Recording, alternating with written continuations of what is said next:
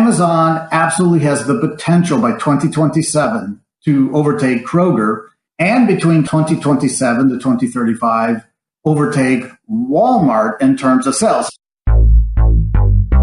This is the Ecommerce Braintrust, a podcast about building momentum online for established consumer brands. Join our hosts and their expert guests for high-level conversations about e-commerce strategies, trends, and innovations. Access our Braintrust and boost your brand's e-commerce potential.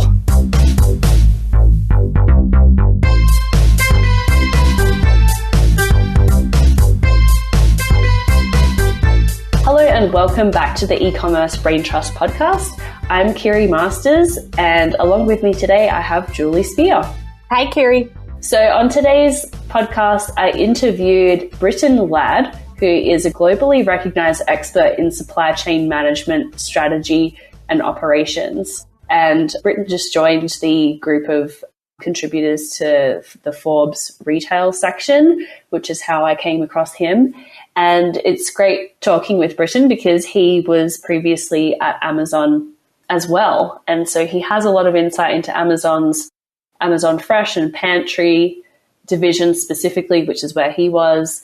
And since working at Amazon, he's consulted for other retailers like Kroger as well. So I thought he would be the perfect person to talk with about grocery and food products on Amazon, which is an area that's seen enormous growth and obviously a lot of attention from Amazon with their Whole Foods acquisition.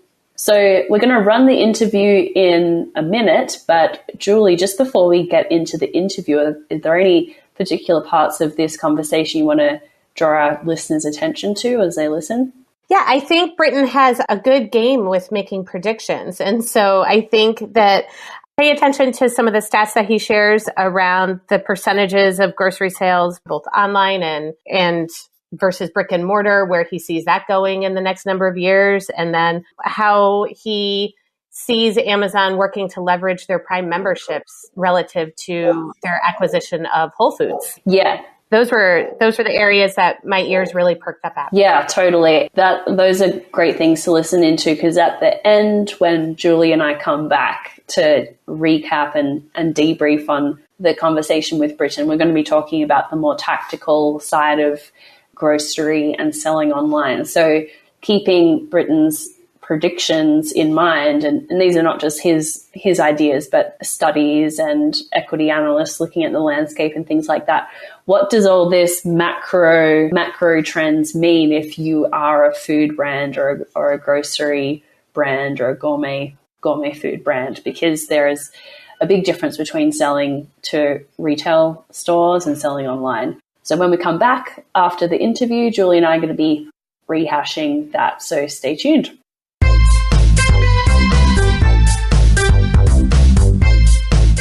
So I'm here with Brittain Ladd, who is a global supply chain expert and someone that I'm really excited to have on the show.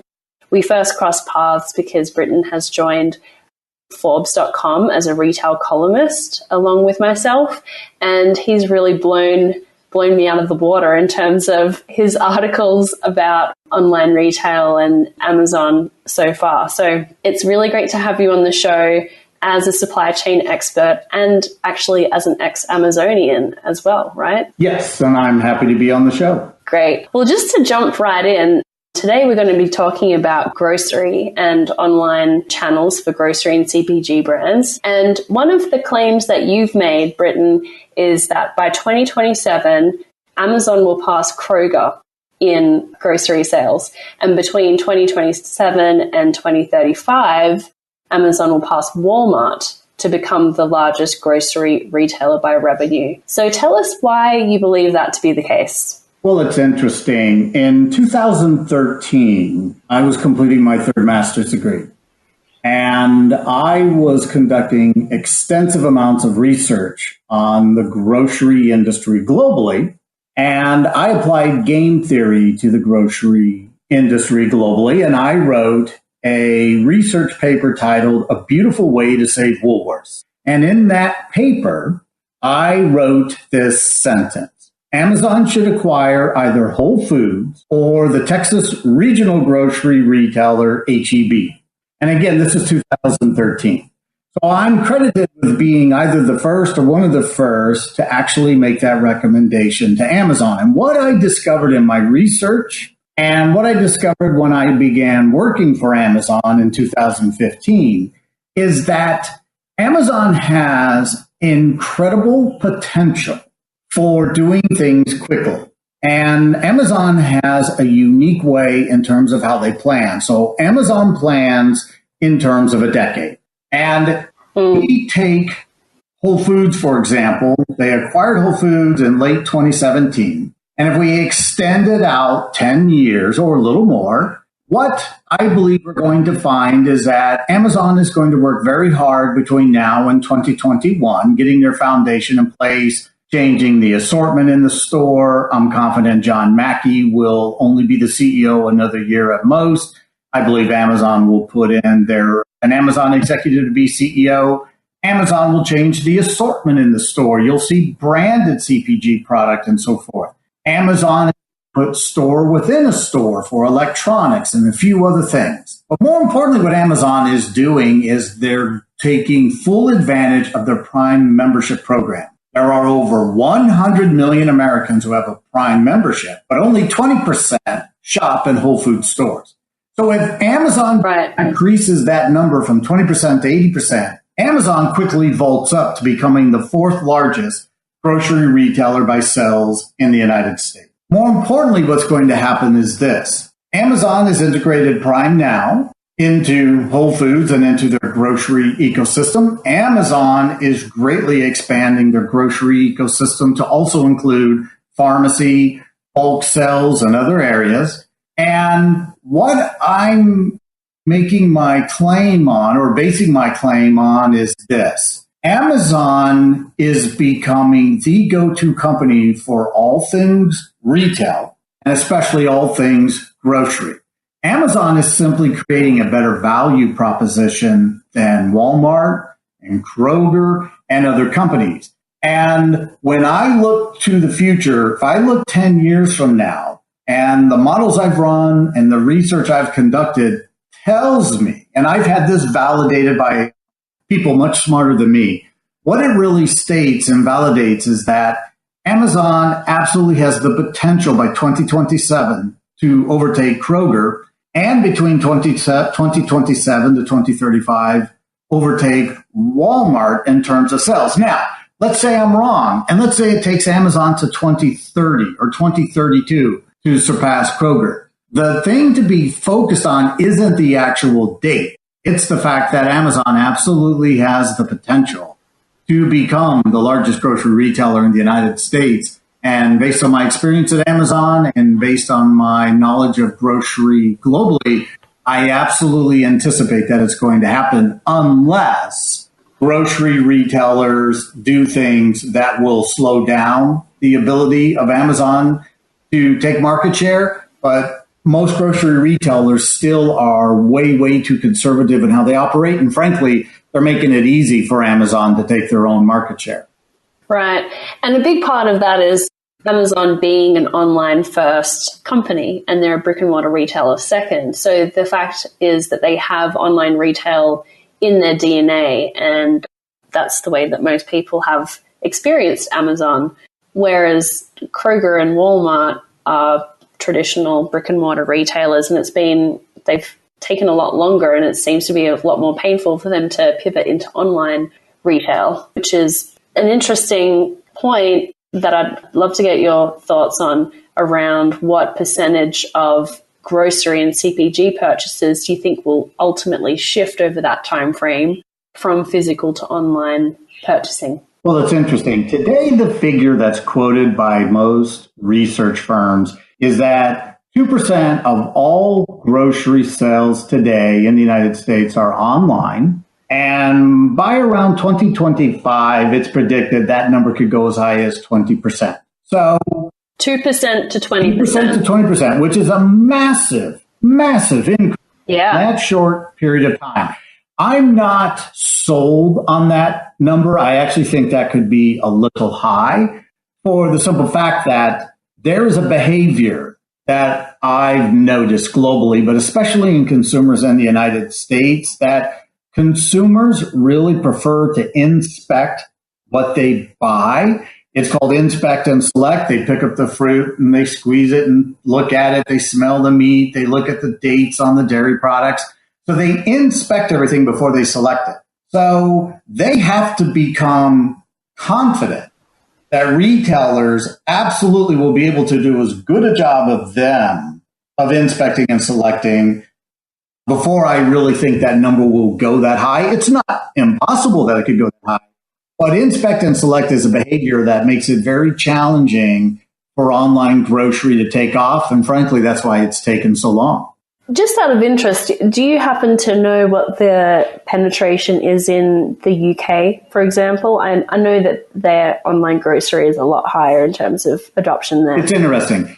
There are multiple statistics. The research company that I like to leverage is Cantor Retail. And the number I believe is most accurate is the one they provide. They give the number that 7% of all sales in the United Kingdom are online.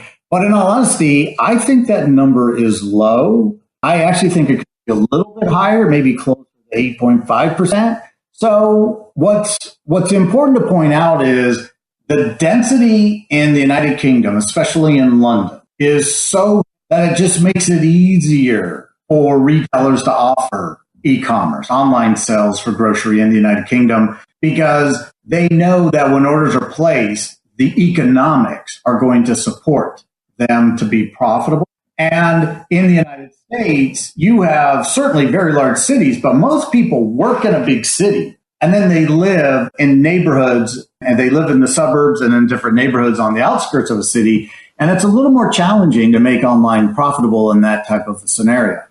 That's a good point. I lived in New York for 6 years, and when you were talking about select and what was the phrase that you used? Inspect and select. Right. Yeah, I mean, the case for online grocery delivery in New York is a pretty good one. And there are several companies that service just the tri-state area, Fresh Direct, Amazon Fresh, Stop and Shop.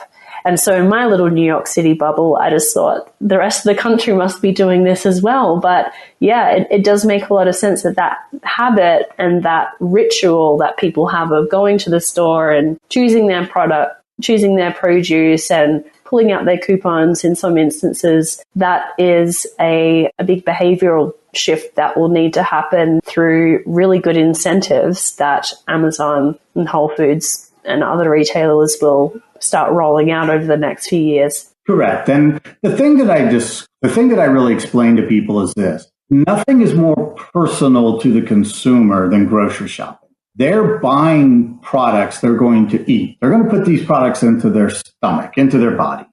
And so it's easy for consumers to establish a type of behavior and a set of expectations. And until online retailers are really able to convince consumers that, look, the quality is there, we have a mechanism to do exactly what you do in terms of selecting the best of the best. Until that happens, I don't see online really rising in terms of penetration levels. That's why I believe that 20% by 2025 is a little high. I would think it's probably going to be closer to around 10 to 12% at most, but we'll have to see. Well, for better or worse, produce and fresh food makes up probably, half or less than half of the average household shopping cart. There's still a lot of shelf-stable products and household goods and things like that are more, suitable for selling online in a lot of cases. But still, it seems like a lot of traditional CPG brands and grocery brands, even if they are shelf-stable or household supplies, have found the transition from brick-and-mortar retail to online retail really difficult.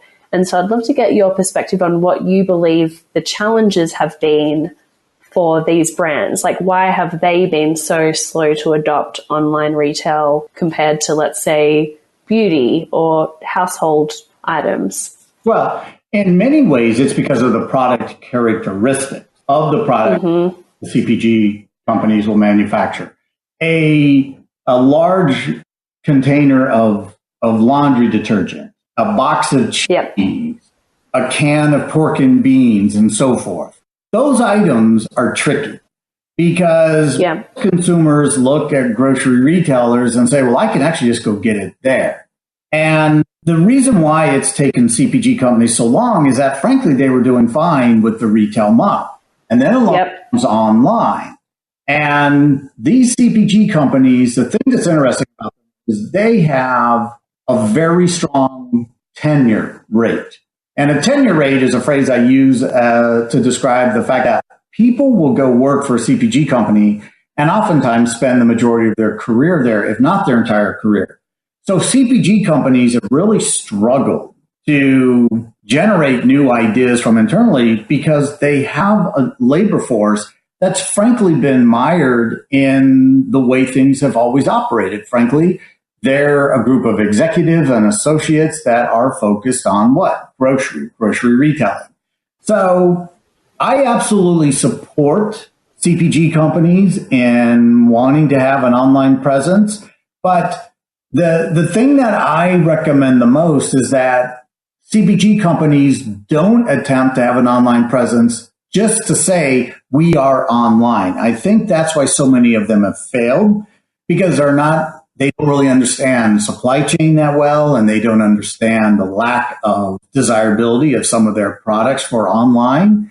And the thing that I've argued recently and I've written about recently is I think what CPG companies should do is go to a company like Facebook, go to a company like Google, and really ask them, can you design a business model for us to where we don't have to leverage Amazon, and we actually have an online capability where we can go direct to the majority of our customers and avoid having our products on Amazon at all, or avoid having to depend so much on grocery retailers. I know I've designed strategies for Facebook and Google to do this, but the thing that has to happen is the CPG companies have to be more accepting of the fact that Amazon wants to become a CPG company themselves. Within 5 to 10 years, Amazon will be a CPG company. Amazon today has 71 private label brands, and within 2 years, they're projected to have over 2,000. And the example I give of why that's dangerous to the traditional CPG companies is when Walmart created a dog food brand called Old Roy, named after Sam Walton's dog, Old Roy, Walmart became the number one seller of dog food in the United States. It overtook the brands from Purina and other companies. Old Roy, to this day, is the leading dog food brand in the United States. It's a private label brand that a retailer created. Now imagine Amazon with 71 brands and eventually over 2,000. With Amazon being the hub of online demand generation and now having physical retail stores, I can easily provide research and walk executives through the fact that within 5 to 10 years, Amazon can be third in terms of their size of being a CPG company. Not a retailer, not an online retailer, not a physical retailer, but an actual CPG company whose brands are preferred over the leading CPG brands themselves, because one has the ability to meet the demand of so many customers, but also interact with so many customers. It gives them a tremendous advantage over traditional CPG companies. Amazon absolutely can become one of the largest CPG companies within 10 years. Yeah, I completely agree with you. They've already surpassed other brands within other categories like computer cables and other utilities like that. Batteries is like Amazon's own brand of batteries is the top selling brand on Amazon. So they understand the purchasing habits of consumers. They understand unit economics really, really well.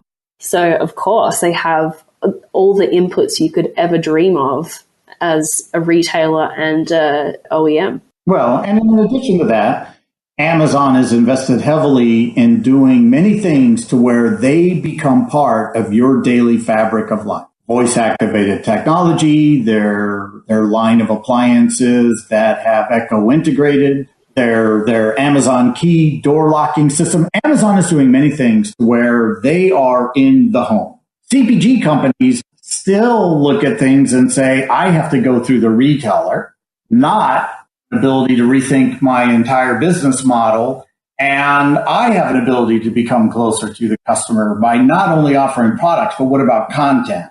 What about creating an immersive environment in a different way, not specifically having to go through retailers? So the biggest obstacle to CPG companies being better at online is, frankly, their inability to step back and ask this question: if a CPG company didn't exist today, how would we design it? Right.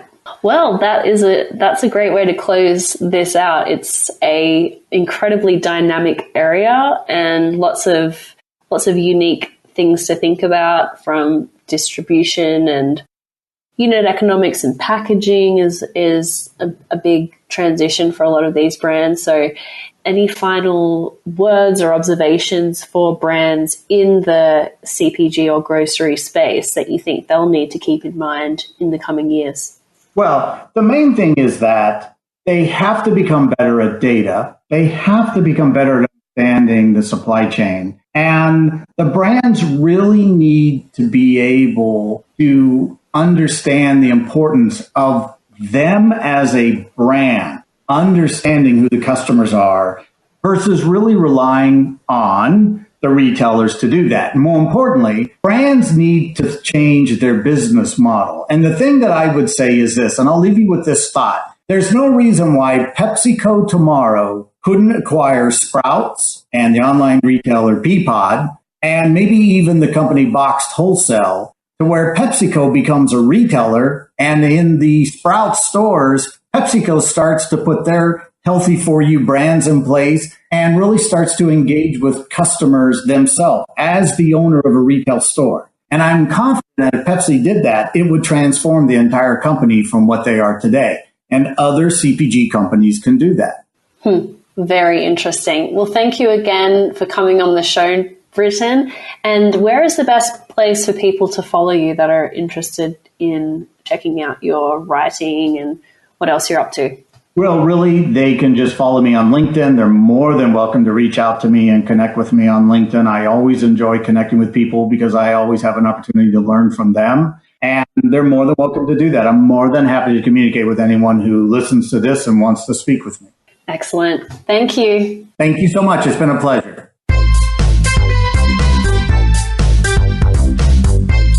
Well, that was an interesting interview that you had with Brittain, talking about Amazon surpassing Kroger by the year 2027. So it's 9 years away, something to look forward to in terms of a change in the grocery Kroger and Walmart, isn't it? Yes. Very bold, but he has a lot of good reasons to back that up. So I'm with him on that. Yeah, I mean, he does make some bold claims, but it's all backed by data and years of experience. So I think they are hypotheses well worth paying attention to.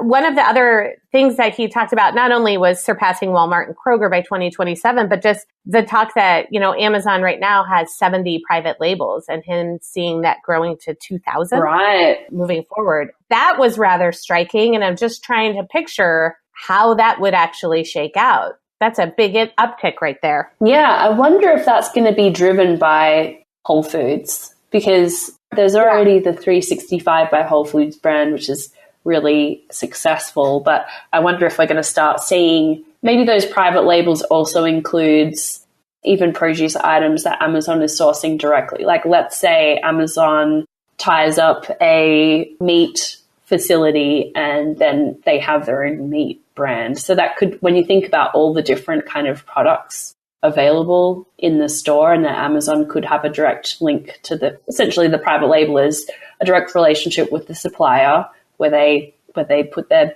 label on it. So 2000, I could see how that could happen with their grocery capability now. Yeah. You think of like Trader Joe's has for some of their Italian stuff, the Trader Joe line. Yeah, they have the Mexican version and all the different, Yeah. So the entree into grocery just opens up a lot of avenues for them to build out their private label brands. Yeah, for sure. Yeah, I'm interested in your own experiences as a consumer here, because like I mentioned in the interview, I was a very heavy user of online grocery, and I just imagined that everyone else was as well. But turns out only 2% of Americans are doing that. Yeah, I think I fall into that. I like to inspect and select. So especially when it comes to things like produce, some of the non-perishables and the CPG, definitely an online consumer in that regard. But I think the combination of inspect and select and grocery store time is time to myself, where my young children are at home. If I'm just shopping from home, I'm losing one of my avenues to escape the kids. Yeah, I didn't hear that come up in the interview, but that's a reality for many. Oh, interesting. Yeah. But I was going to say though, but truly I see it for non-perishables. I see it for CPG, but it does, when you think of things like produce, you do want to take a look at it.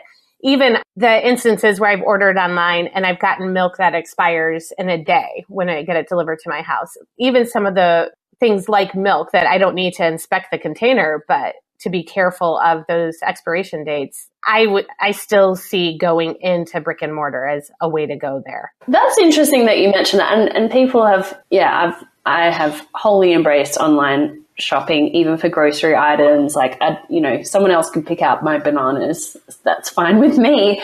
But I think when there's expiry issues, that should go back to the channel as well, and that there should be safeguards there. And if people continue having those experiences like yours, where they get something that's almost expired, they are going to fall off pretty quickly. But I think that's something that those channels should be aware of. And whenever there was an issue with breakage or expiry, in my experience, I got a refund or a credit right away, because they know that that's a big barrier for people. Yeah. So yeah, they do tend to be responsive in those instances. So in terms of the practical application of what Brittain was talking about in this shift to online grocery and moving from 2 to 20% of adoption by 2025, which is big news. Some of the challenges that I mentioned food brands having is packaging issues, and the fact that their products are just not really packaged for online shopping, and shipping issues,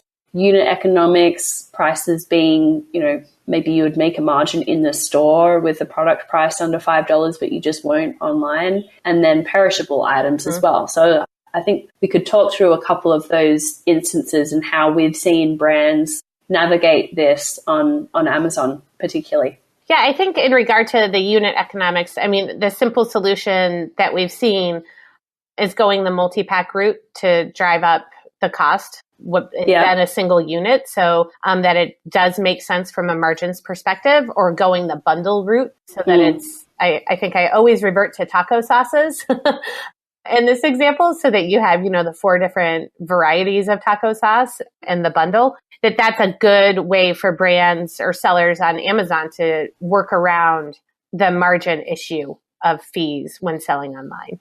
Yeah, that's a great point. So you can bundle, taco sauces is a good example, bundle different flavors together, have multi-packs so people are buying 6 at a time, and then you could price it much higher, and then the economics make more sense.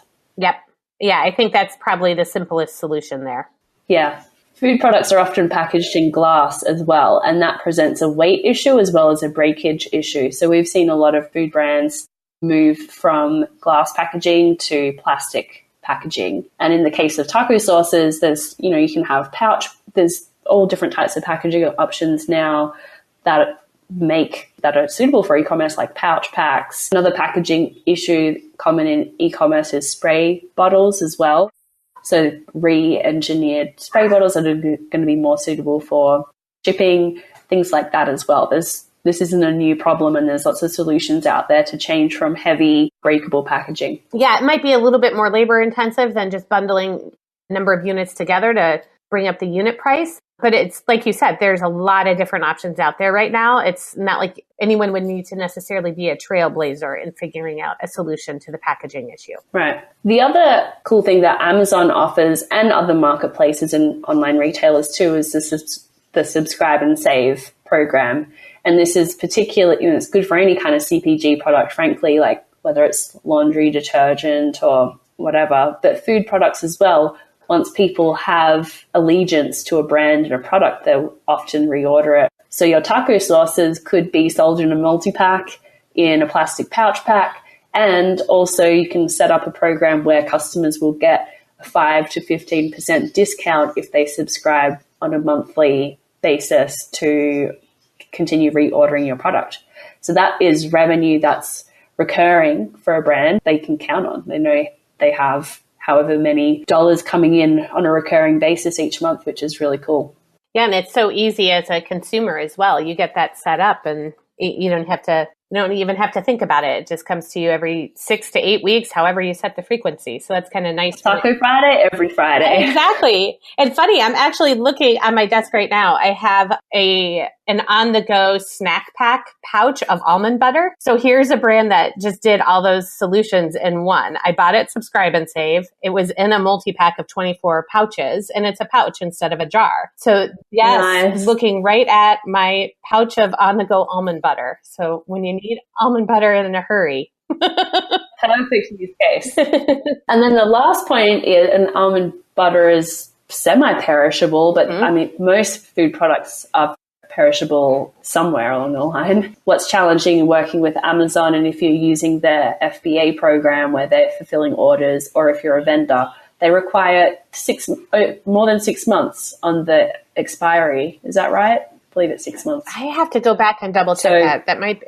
It might be right, yeah. But they're supposed to go first in, first out when they're fulfilling orders. So if it first came in for a shipment, that should be the first out for an upcoming order. And that is something that brands run into. It's can be a problem, most definitely. Right. If they miscalculate and they have too much inventory, then it means it all spoils. Exactly.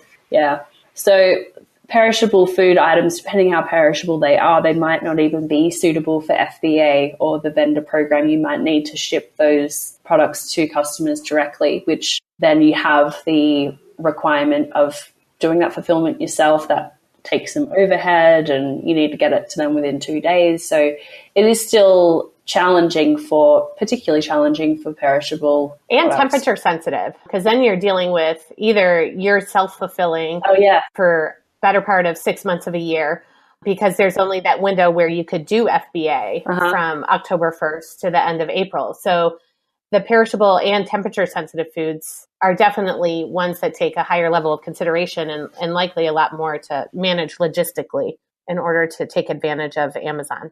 Yeah. So we do actually have a food and grocery guide at Bobsled Marketing, which is a really extensive white paper that we produced a few months ago, which outlines all of the ins and outs of selling food and grocery products on Amazon. So if you're interested in learning more about our best practices there and how it all works, you can go to Bobsled Marketing and find that white paper. We'll link up to it in the show notes as well. And speaking of the podcast, now that we're back for our second season and we're back from our little holiday break, I want to put an offer out there for anyone in the US who leaves a review for the Ecommerce Braintrust podcast on iTunes and takes a screenshot of that and sends it to us. I'll send you a free copy of my book, which just relaunched last week, and we have hard copies of that book now. We have paperback versions. So if you write a review on iTunes, it's a rating and review, and screenshot it and send it to info@bobsledmarketing.com, I will ship you a copy of my book, The Amazon Expansion Plan, which is brand new. Nice. Good incentive. I like that. Incentivized reviews. It's an incentivized review, but it's still allowable. It totally is. At this point in time. Yep. So make hay while the sun shines. Exactly. And we really appreciate your feedback on the podcast and what you have found interesting, what you've learned. And if you have ideas for future episodes, we'd love to hear those as well. Anything else from the interview with Brittain that you want to recap, Julie? No, I'm looking forward to bearing down on 2027 and seeing his prediction become a reality, and also to see just how the Prime membership plays a key part in that becoming a reality. I think that going the route of leveraging the number of Prime members there are in the US to help build their overall grocery presence it makes a lot of sense. And so I'll be interested to see how this plays out. Well, put a note in your calendar and we'll come back to it then. All right, Julie, catch you next week.